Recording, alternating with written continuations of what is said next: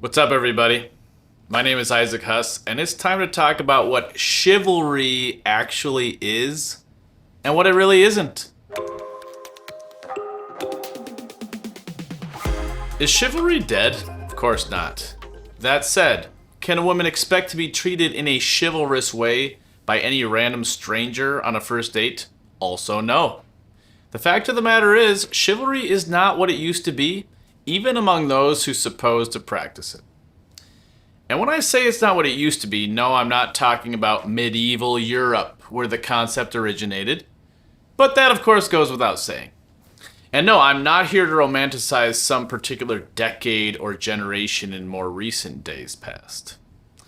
But I am saying that it seems with each passing year, and certainly with each passing decade or two, our culture has declined in the sense that a man should honor a woman for the simple fact that he is a man and she is a woman. AKA treat her differently and treat her well. Protect her, defend her, value her, and do what you can to show that externally. Our culture has declined in the shared agreement that men should do that, as well as their ability to know how to do it, and finally in their ability to follow through on it. Simple as. And part of the problem seems to be with what we might call false chivalry. That includes men who think that just by doing things that look like chivalry, that they should get credit for the effort.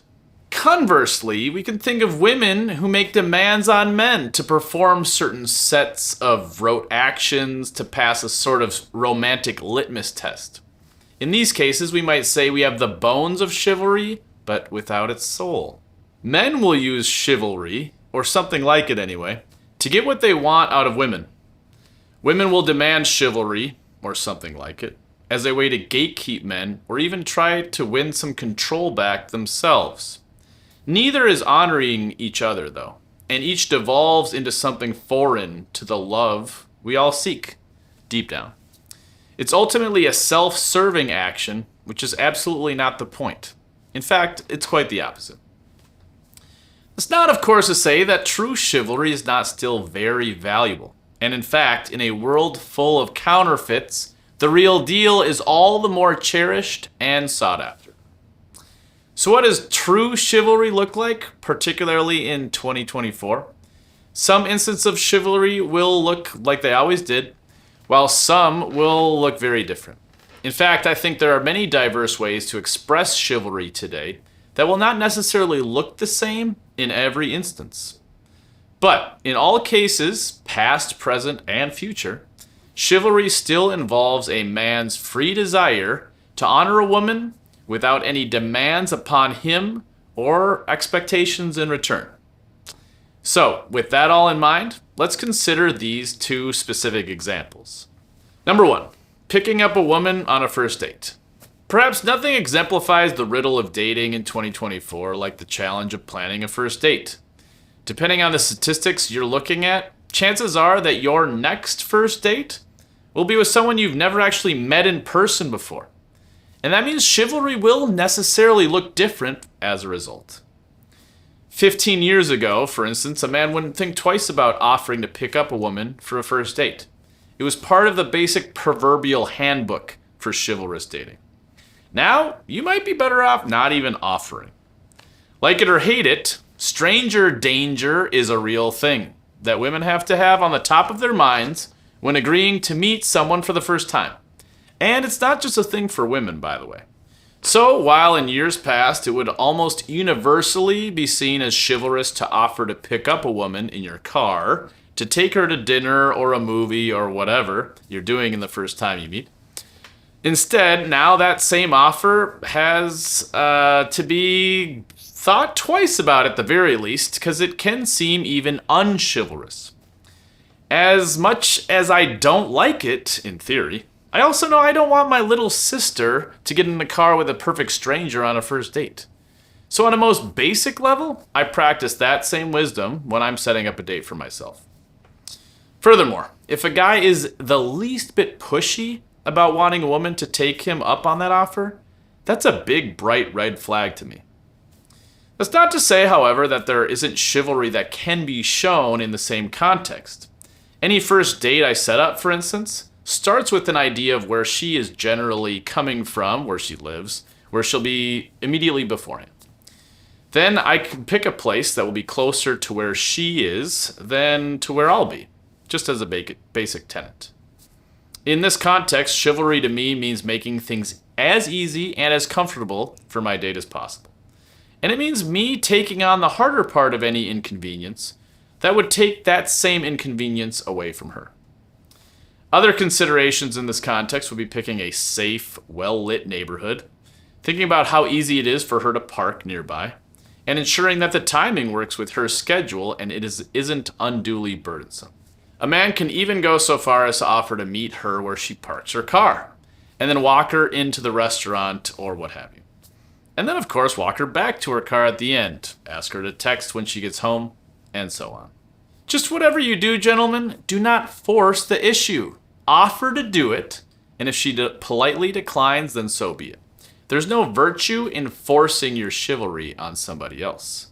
And trust me, that will very likely be very off-putting anyway. This is all a way a man can honor her date, but it's also practically effective. To me, it's a no-brainer to remove any barriers she might experience that would make her not enjoy herself as much as possible, or even just give her a reason to opt out altogether. Okay, second example, to pay or not to pay.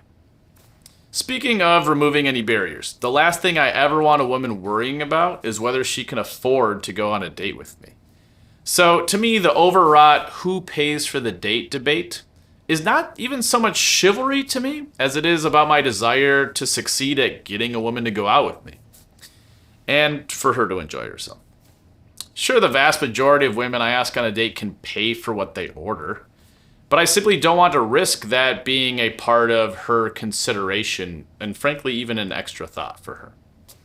There is also a chivalrous aspect to it, of course, whether money is an issue for her or not. For me, it really is as simple as I want to give her the date as a gift.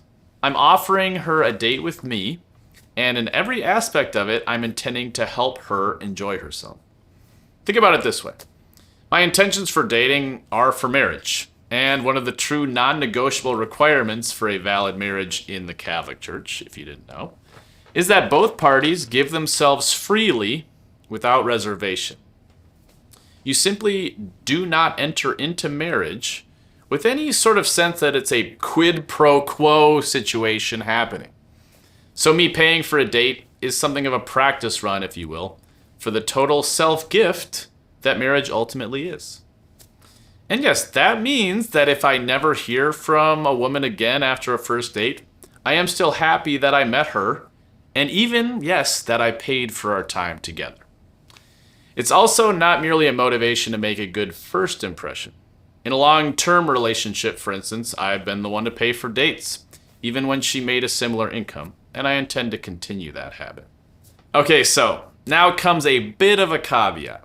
There are some who would say, I'm not going to name any names, that the woman should never, under any circumstance, pay for a date. It's like some sort of primordial decree burned indelibly into a man's soul upon his conception, and an affront to the platonic forms of male and female for a woman to pay. But the point of chivalry, again, is not a dogmatic adherence to a set of rules. The point is to honor the other person. For a woman who has the means to pay every once in a while, it can be a very natural desire for her to want to honor her man with her means. So, let's say a man pays for drinks before dinner, and then pays for dinner. And then on the way to the ice cream parlor, the woman says she'd like to pay for dessert. If it was me, I would say, babe, you know I got you. I'm happy to pay for dessert too. But then she might say, babe, I know you do. And that's why I want to pay for this as a way of showing my appreciation for what you typically do. I would say it can actually be a chivalrous thing for a man to allow the woman to pay every once in a while, if she genuinely wants to. He honors her by accepting and receiving her gesture. After all, it's not unchivalrous to accept a Christmas gift from your girlfriend or wife, and especially if you know that she can afford it. So why would it be to allow her to pay for things every once in a while? In conclusion, Whether it's opening doors, letting her go first, observing the sidewalk rule, and if you don't know what that is, look it up, gentlemen. Even something like changing your vocabulary and the jokes you make or don't make. The point of chivalry is not that you scrupulously follow a list of do's or don'ts. It's instead that you have a posture of honoring women, however the unique situation might call for it. When in doubt, do whatever would make her feel seen, valued, and protected. And you can't go wrong. All right, that's all I got for today. But I'd love to hear what you think. What are your top 3 chivalrous actions that you value? What are maybe some underrated acts of chivalry that I haven't mentioned today? What actions might change depending on the context, but would still be chivalrous either way? I'd love to hear your thoughts on this video in the comments section below, as well as any future topics you'd like me to cover. Feel free to pass on some of your own wisdom, if you will.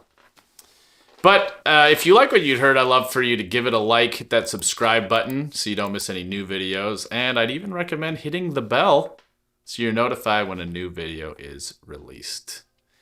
Thanks so much for watching, and I'll see you all very soon.